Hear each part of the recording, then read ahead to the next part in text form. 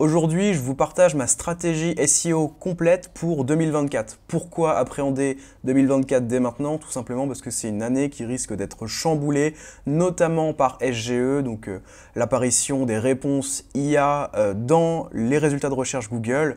Et donc, c'est un peu, je pense, une nouvelle ère en SEO. C'est super intéressant d'appréhender tout ça et peut-être de penser en dehors du spectre SEO 2010, comme on dit, backlinks peu qualitatifs, contenu keyword stuffing et plus de se recentrer sur des vrais signaux sociaux, sur du vrai contenu de qualité, etc. Je vais tout vous détailler du coup point par point. On est donc sur un guide global, ma stratégie SEO pour 2024. Je vais vous parler en premier temps du Topical Authority que j'ai déjà détaillé dans ma newsletter, ensuite des intentions de recherche, ensuite de la fréquence de publication sur le site, ensuite du maillage interne thématique, de l'autorité on-page, des réseaux sociaux, du ninja linking et pour finir des backlinks qualitatifs qu'on peut obtenir. Pour commencer du coup avec le Topical Authority, c'est une notion que j'ai déjà détaillée dans ma newsletter, mais en gros c'est un concept anglophone qui illustre le fait qu'un site peut être très autoritaire sans forcément beaucoup de netlinking, du fait qu'il ait une thématique assez nichée et qui creuse une thématique, qui traite une thématique de A à Z. C'est super intéressant, c'est ce qui a fait que j'ai un site dans les compléments alimentaires qui réussit à très bien ranker, à générer des revenus d'affiliation alors qu'il n'a pas du tout l'autorité des concurrents qu'il y a en face.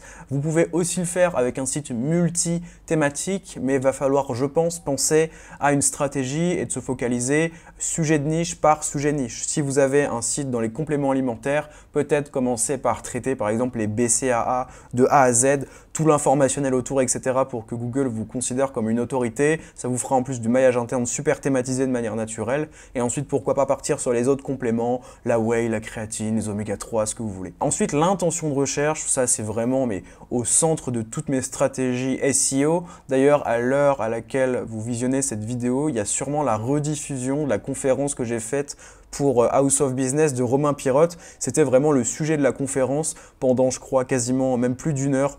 J'ai traité des intentions de recherche où je vous ai dévoilé tout mon process de A à Z. Donc franchement, j'ai même pas besoin d'en dire plus, mais c'est vraiment une condition obligatoire pour moi pour ranker en SEO. Et limite, si vous n'avez pas cette case de cocher, entre guillemets, traiter les intentions de recherche à 100%, voire à 110%, c'était le titre de la conf, bah pour moi, ça sert quasiment à rien d'aller acheter des backlinks, d'aller travailler son autorité, pourquoi pas sur les réseaux, etc. dans un objectif SEO. Ensuite, la fréquence de publication, pour moi, c'est vraiment essentiel. Il faut savoir qu'en SEO, on a des résultats, des intérêts composés. Alors, plus vous avez une cadence de rédaction élevée, plus vous allez avoir des résultats rapides et plus ça va se cumuler rapidement. Pour ça, je recommande une page optimisée par semaine, grand minimum. Ça, c'est pas une forte fréquence de publication, c'est vraiment le minimum syndical pour moi, pour envoyer des bons signaux à Google et pour avancer. Si déjà vous faites une page optimisée par semaine sur des mots-clés vraiment stratégiques, etc., que vous faites tout d'un point de vue intention de recherche, que vous suivez tout ce que j'ai dit dans la conférence, dans ce cas-là, je pense que vous pouvez quand même avoir des résultats assez sympas. Et par exemple, pour paulvengeon.fr, qui est aujourd'hui plus du tout une priorité pour moi, c'est ce que je fais juste pour maintenir un bon petit rythme vraiment de base, un rythme de croisière, on va dire. Par contre, si vraiment vous voulez aller à fond, et c'est ce que j'ai fait moi sur un site perso dans les compléments alimentaires qui a très bien marché, une page par jour, si possible, c'est ce que je vous recommande. Et là, vous pouvez vraiment aller très vite. Alors moi, je faisais une page par jour, mais pas le week-end, parce que j'avais envie de rester tranquille. Donc ça faisait 5 pages par semaine. Et vraiment, on va très vite, surtout si vous faites les choses bien. Et attention quantité, mais toujours ne jamais négliger la qualité. Ça sert à rien de faire une page par jour si vous ciblez les intentions de recherche qu'à moitié, qu'au final vous n'arrivez jamais en top 3 parce que votre contenu est vraiment pas meilleur que celui des concurrents, pas plus pertinent, pas plus synthétique, etc. Ensuite, le maillage interne thématique, ça c'est vraiment la partie, on va dire, la plus facile. Les top pages de votre site, n'hésitez pas à les mettre par exemple dans votre menu principal ou dans votre footer pour que de manière naturelle, ils obtiennent beaucoup de liens internes. En plus, si vous faites vraiment un site orienté Topical Authority, que vous traitez une seule thématique ou vraiment des thématiques très proches, ça lui fera tout simplement des liens internes thématiques un peu automatiques entre guillemets. Et surtout, vos top pages, n'hésitez pas à les pousser en fait avec la technique site de point nom de domaine, point donc le TLD, et le sujet. Typiquement, j'avais déjà donné l'exemple, mais je vais le redonner. Si demain je voulais créer une page qui traite de rédaction sur mon site paulbonjon.fr, comme il n'y a pas beaucoup de pages qui traitent de rédaction, et ben j'entrerai cette commande-là, site2.paulbonjon.fr rédaction, et donc là j'obtiens une liste de pages qui traitent de la thématique du sujet rédaction, desquelles il peut être intéressant d'obtenir justement des liens internes vers la nouvelle page qu'on va créer, je ne sais pas, peut-être agence de rédaction SEO typiquement. Voilà pour ça. Ensuite, il y a l'autorité on-page. Ça, c'est vraiment quelque chose qui est archi négligé actuellement, notamment dans les sites faits pour le SEO, pour l'édition de sites, donc des sites qui sont vraiment créés uniquement pour ranker en SEO et pour être monétisés derrière avec de la vente de liens, de l'affiliation, du dropshipping SEO, etc. C'est des sites qui souvent négligent cet aspect-là puisque ce ne sont pas des vraies marques, entre guillemets. Et donc, ce que je vous conseille de faire, c'est d'améliorer l'expertise de vos auteurs en fait sur les pages, donc faire un encart typiquement en bas de page, en bas d'article. Cet article a été rédigé par X étant une autorité dans le domaine, par exemple un expert en nutrition, etc. Ça c'est super important et je vous conseille de le faire, et après vous pouvez aussi créer des pages auteurs détaillées, c'est encore mieux. Suite à ça, ce que vous pouvez faire, c'est utiliser donc les données structurées schema.org et notamment la propriété author qui est super intéressante pour communiquer encore plus ça à Google et lui dire voilà, l'article a vraiment été rédigé par une vraie personne qui est celle-ci. Donc vous pouvez aller sur schema.org, taper ici author dans la barre de recherche et vous allez arriver sur ça. Et donc en fait c'est une propriété sous-jacente au type article notamment. Donc voilà, vous pouvez facilement le faire. Si vous cherchez des outils pour le faire, je peux vous en mettre dans la description. Ensuite, on a donc les pages, toujours dans l'autorité on-page, page contact, page qui sommes-nous, c'est pareil, c'est vraiment, même on pourrait ajouter tout ce qui est même mention légale. Mention légale, pourquoi pas politique de confidentialité, politique de cookies, etc. Toutes les pages légales, ça c'est vraiment ce qui fait la différence pour moi entre un site 100% SEO édition de site et un site d'une vraie marque. Donc c'est pas forcément quelque chose qui directement va ajouter de la sémantique en lien avec votre thématique, quoique la page qui sommes-nous, pourquoi pas, mais c'est plutôt des éléments de réassurance et c'est on va dire une sorte d'esquive de pattern, parce que Google il peut très vite repérer les sites qui sont faits uniquement pour le SEO, donc souvent c'est des sites WordPress, qui ont 500 mots par page, qui ont 2 images par page, qui font à chaque fois un lien vers un site externe de faible autorité, notamment pour la vente de backlinks, qui n'ont pas de mention légale justement, qui n'ont pas de qui sommes-nous, qui n'ont pas de page contact, etc. Donc ça, c'est des éléments qui peuvent vous permettre, vous, de vous différencier. Ensuite, on a les réseaux sociaux. Pour moi, ça va vraiment être fondamental en 2024. Déjà, on se rend de plus en plus compte que les réseaux sociaux sont limite parfois à privilégier par rapport à l'achat un peu bête et méchant de backlinks, même si au final c'est complémentaire et c'est les deux, l'association des deux qui fait quelque chose de chouette en SEO. Mais notamment avec SGE qui va arriver, Search Generative Experience, on va avoir, je pense, une mise en avant des contenus, notamment vidéo, dans les moteurs de recherche directement. Alors, dans le moteur de recherche Google, aujourd'hui on a quelques vidéos YouTube, même des fois je crois quelques TikTok qui ressortent, mais c'est vraiment pas la majorité des résultats. Je pense vraiment que ça peut changer dans le futur. Donc super intéressant. Donc je précise bien, les réseaux sociaux, toujours à choisir en fonction de la cible. Si vous pouvez avoir même une stratégie d'acquisition spécifique aux réseaux sociaux, c'est encore mieux. Autant faire d'une pierre deux coups, comme on dit. Ça sert à rien, je pense, de faire vraiment des réseaux que pour le SEO. Si vous êtes uniquement drivé par ça, je ne suis pas sûr que vous arriviez à tenir le rythme ou à faire des contenus qui vraiment sont intéressants. Donc à choisir en fonction de la cible. Par exemple, moi, en tant que prestataire B2B, LinkedIn, c'est un peu une évidence. C'est pour ça que j'y suis depuis plusieurs années maintenant. Et je mets quand même YouTube ou TikTok au choix, pour moi obligatoire, puisqu'en fait ce sont des moteurs de recherche, donc vous pouvez avoir des side effects assez sympas, des retombées indirectes assez sympas par rapport à ça si vous positionnez sur quelques mots-clés. Et surtout parce qu'avec SGE, je pense vraiment que les résultats vidéo vont être mis en avant. Et voilà, je pense que TikTok et YouTube seront des bonnes sources pour ça. Aussi, à ne pas négliger tout ce qui est le off-brand, donc en fait les réseaux sociaux qui ne vous appartiennent pas, notamment essayer d'intervenir pourquoi pas dans des interviews de podcasts d'autres marques, ça peut être super intéressant et c'est typiquement le genre de choses qui font qu'un humain, quand il va creuser une thématique, je sais pas, il va découvrir la thématique des finances personnelles, s'il écoute 2-3 podcasts et qu'il voit qu'à chaque fois il y a telle personne qui est toujours interviewée dans plusieurs podcasts, etc., il va de manière assez naturelle se dire que ok, lui, il pèse dans le game entre guillemets, c'est vraiment une autorité et je vois pas pourquoi Google n'aurait pas la même réflexion. Donc pour moi, c'est vraiment quelque chose qui peut être super cool. Donc voilà, et surtout aussi garder en tête toujours chercher à envoyer du signal des réseaux sociaux vers votre site.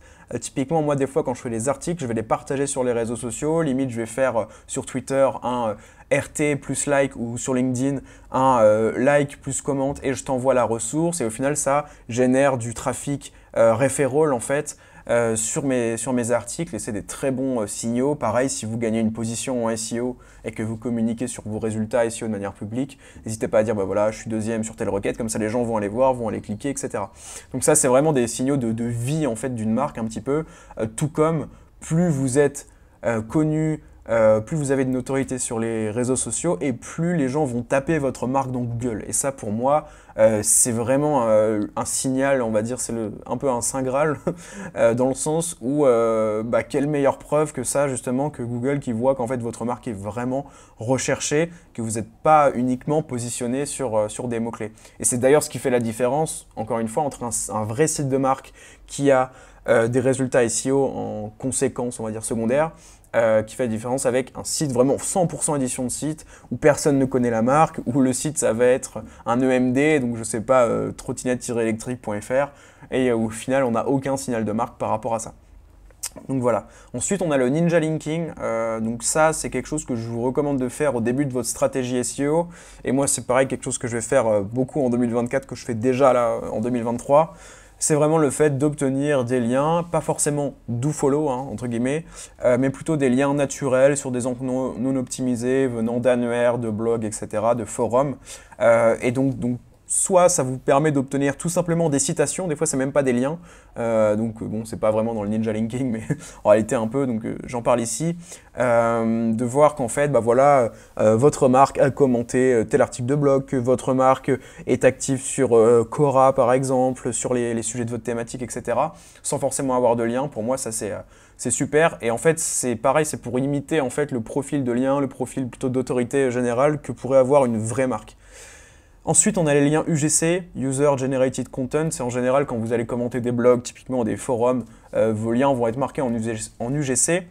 Sur le papier, les citations UGC ou même nofollow, etc., ou les encres non opti, c'est pas 100% optimisé pour le SEO et d'ailleurs même c'est pas censé vous passer de jus, mais pour moi c'est des signaux qui sont hyper importants. Encore une fois, surtout si vous avez un site qui part de zéro. Si vous avez aujourd'hui une marque établie depuis plusieurs années, normalement il y a de fortes chances pour que tout ça soit déjà ok, qu'il y ait déjà des articles qui parlent de vous, donc ça vous fait des citations, que vous ayez déjà un peu d'UGC, de nofollow et donc non optimisé. Mais pour les sites qui partent de zéro, c'est pour moi une première étape fondamentale dans l'autorité. Et pour finir, nos chers backlinks, donc qualitatifs, donc entre guillemets, globalement c'est de l'achat.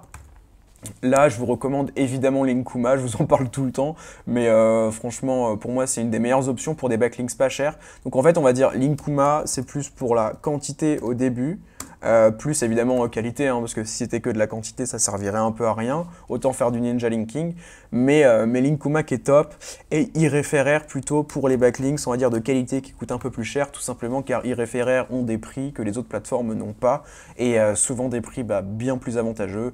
Souvent, un même spot que vous trouvez, je sais pas, sur iReferrer à 150 €, peut-être que sur la plateforme X, il coûtera, la plateforme traditionnelle, on va dire, la plus connue, j'en sais rien, il coûtera peut-être 200-250 €. Voilà pourquoi j'utilise iReferrer. Et ensuite, surtout, essayez, pourquoi pas, d'apparaître dans les classements, dans les comparatifs des autres sites, notamment pour SGE, puisqu'on a vu que, alors, bon, c'est pas définitif, mais on a vu que notamment ChatGPT dans Bing prend en compte les classements des sites tierces pour répondre aux questions type quel est le meilleur, je sais pas, quel est le meilleur consultant SEO. Il va souvent se baser sur les classements préexistants sur d'autres sites. Donc super intéressant, et c'est peut-être un aspect qui va être beaucoup plus développé en 2024 versus aujourd'hui où on en a un peu rien à faire de ça. On se dit qu'on veut obtenir des backlinks, mais peut-être que le fait d'être juste cité d'ailleurs, même sans lien, dans des classements, ce sera super avantageux pour les réponses IA. Donc voilà pour ça. Linkuma pour la quantité, vous pouvez prendre quelques liens à 10 € par exemple, je sais pas. Si vous avez un nouveau site, par exemple en ce moment, ma copine qui se lance en graphisme freelance, on a créé un site, on commence à faire des contenus sympas et on commence la stratégie aussi netlinking. Qu'est-ce qu'on fait? On prend des liens sur Linkuma, je crois qu'on en a commandé 5 à peu près à 10 euros, comme ça fait 5 liens, 50 euros, c'est vraiment pas cher. Et puis après, bah, je pense que quand on aura les premiers résultats, on réinvestira une partie des gains de vente de prestations dans des backlinks, soit Linkuma ou commencer à faire du e-référaire aussi pour avoir des backlinks un peu plus de qualité. Attention tout de même à bien filtrer en fait sur e-référaire puisqu'on peut trouver de tout de même. Donc je vous conseille de vraiment passer passer les sites e-référaire dans SEMrush, dans Majestic, puisque du coup vous pouvez le faire en amont même avant de commander. Voilà, bah écoutez, dites-moi si vous comptez optimiser tous ces points-là. N'hésitez surtout pas à vous abonner à la chaîne si vous voulez être au courant des nouvelles vidéos qui sortent dans ce style. Et surtout, abonnez-vous à la newsletter qui est en description de cette vidéo. Je publie donc toutes les semaines une édition où je vous balance un tips précis, actionnable, plus je vous relais en fait les news SEO qui vraiment pour moi sont fondamentales parce qu'on a énormément de news en SEO. Moi je suis abonné à des newsletters où je lis toutes les news de chaque jour, etc. Mais souvent il y en a par semaine peut-être une, voire zéro en fait, qui sont vraiment utiles. Bah, écoutez, je vous dis sinon à la semaine prochaine. Ciao!